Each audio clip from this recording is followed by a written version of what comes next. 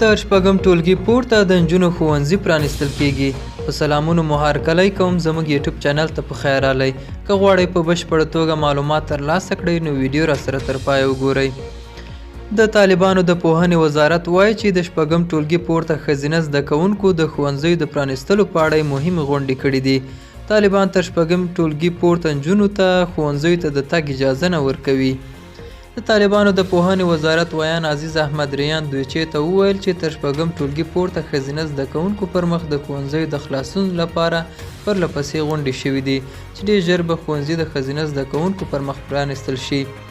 په ټول افغانستان کې دا مهال 190,000 ښوونځي د زده کوونکو پر مخ خلاص دي چې 3,000 یې پکې خصوصي دي.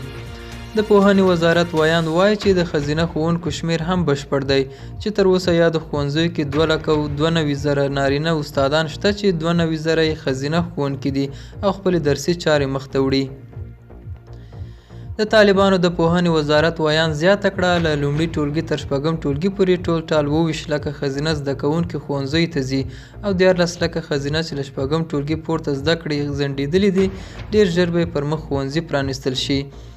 که څه هم ویل کېږي چې دوی د ښوونکو د میاشتنۍ تنخواګانو په برخه کې ډېره مرسته د یونیسف ادارې له لوري کېږي، خو د طالبانو د پوهنې وزارت دا تاییدوي چې د کلتوري ستونزو ترڅنګ د بودیجې نشتوالی هم د ښځینه‌وو لپاره د لوړو ټولګیو د تړل کېدو یو لوی علت بلل کېږي.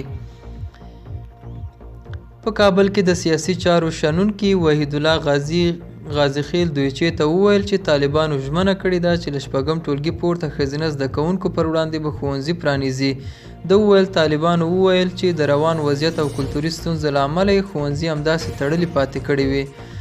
د ولس غوښتنه همدا ده چې د ښځینه زده کوونکو پر مخ ښوونځي خلاص کړي. که طالبان پر خپلو ژمنو دا ځل عمل ونه کړي نو د ولس او اوسني حاکم نظام ترمنځ واټن زیاتیږي. دا و زموږ نننی چمتو شوی ویډیو. تر بیا ښه وخت ښې چارې.